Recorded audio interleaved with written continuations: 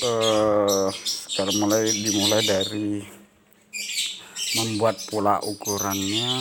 Ini sudah dibuat pola ukuran ukuran M ini, kaos ukuran M. Kita potong.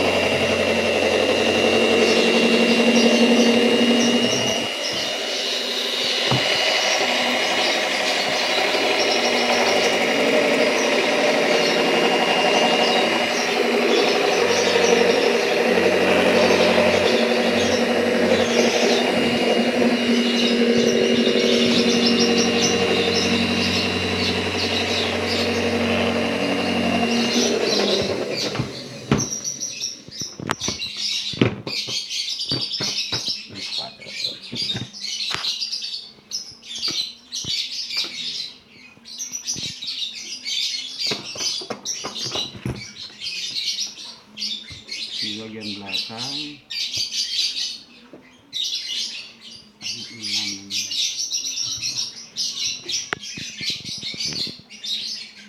satu, dua, tiga, empat.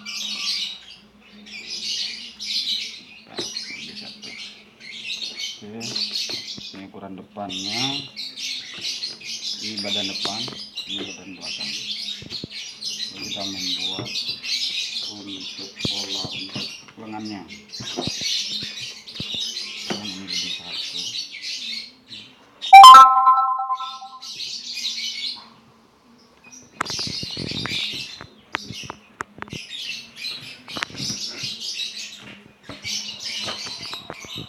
Ini pola depan dan belakang.